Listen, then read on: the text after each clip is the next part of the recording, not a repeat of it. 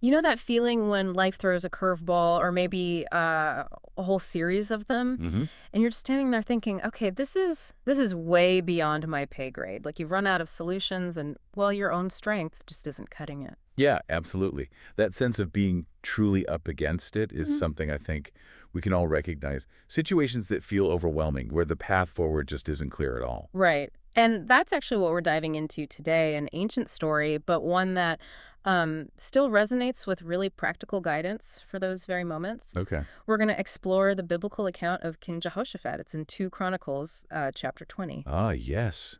A fascinating account. It describes a moment when the kingdom of Judah was facing this immense military threat. Huge, right. Yeah, a combined army of Moabites, Ammonites, and some others.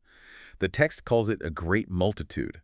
So Jehoshaphat and his people were basically staring down what looked like certain defeat. So, okay, imagine you're the king, Jehoshaphat. You get this terrifying news. What's your first move? Do you panic? Start, immediately drawing up battle plans? You'd think so, maybe. But he does something really interesting. His initial reaction is fear, which feels incredibly human, very relatable, Definitely. but almost instantly, like right away, he sets his focus on seeking divine help. He calls for a fast throughout all of Judah. And that immediate spiritual response, that's really a key takeaway here. It wasn't just the king acting alone. No. People from every single city in Judah came together to seek guidance.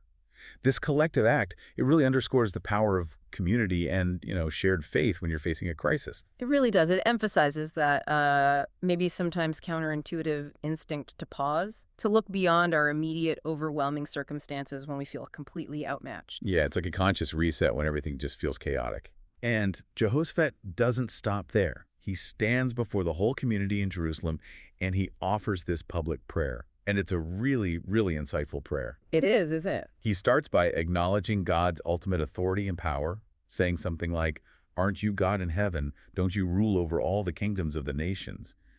He's reminding everyone, and maybe himself too, of the bigger picture. He's putting things in perspective, right? It's like saying, yes, these armies are massive, but they're still within this larger framework of divine control. Precisely.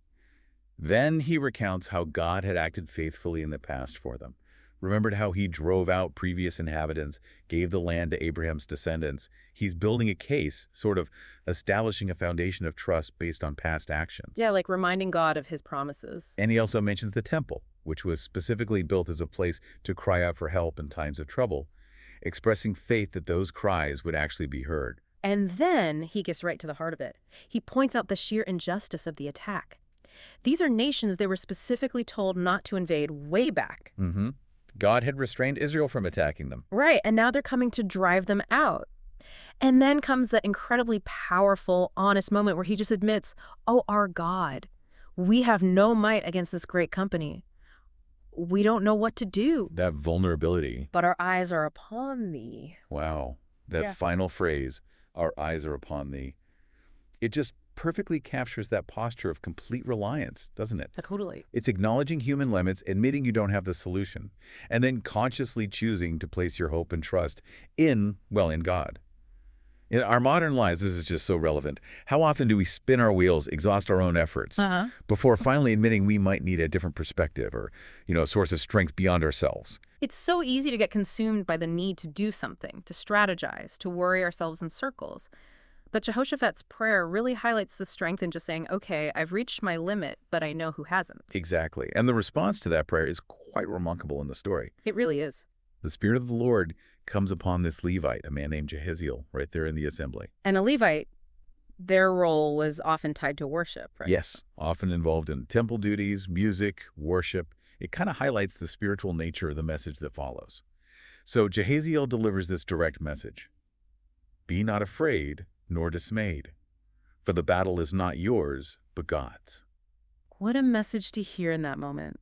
The battle is not yours. I mean, that completely reframes the entire situation, doesn't it? It absolutely does. And Jehaziel even gives specific tactical instructions, tells him where to go to meet the enemy. But then comes the really surprising part. Yeah. He says, "You will not need to fight in this battle."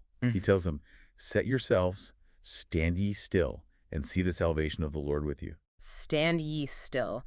That sounds almost well, contradictory when you're facing an overwhelming force. It's like being told to just watch. Exactly. It requires immense faith, doesn't it? To actively choose not to act in the way you'd expect, not to try and control things with your own limited abilities, but to actually trust that God will intervene. Hmm.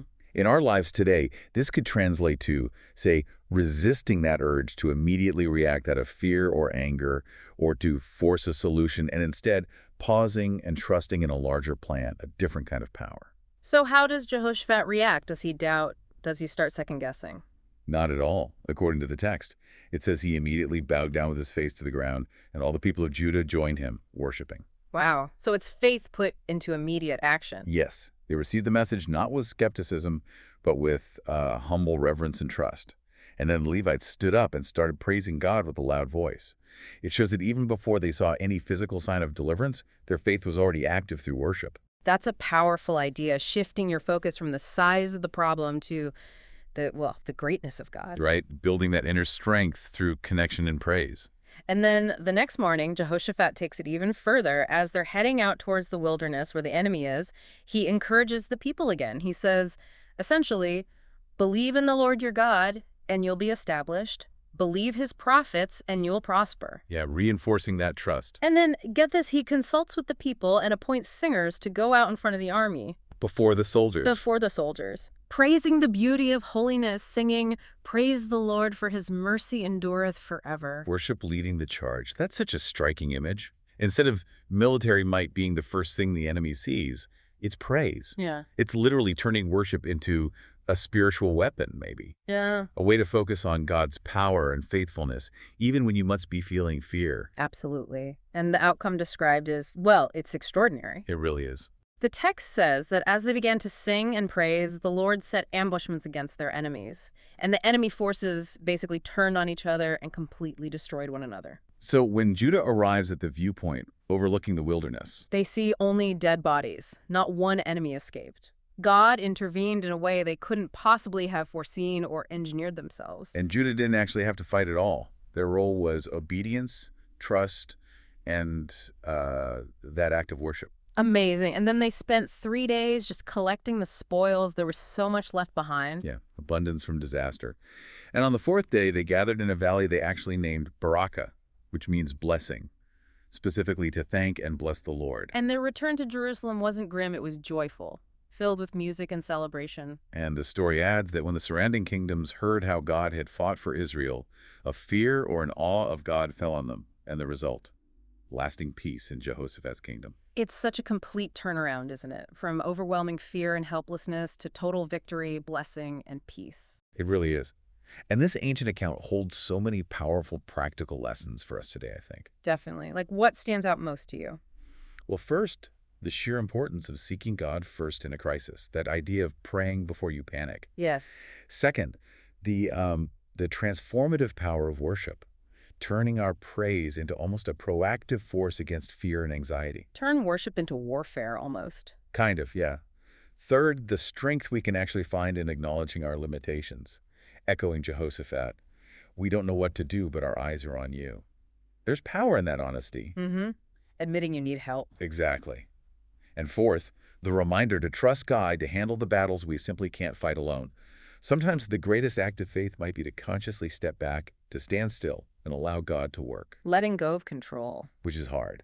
And finally, maybe the crucial practice of gratitude. Acknowledging and celebrating victories, big or small, sharing those testimonies. That builds resilience for the next challenge. Yeah, that valley of blessing, Barasha. It wasn't just about the spoils. It was about the thanks.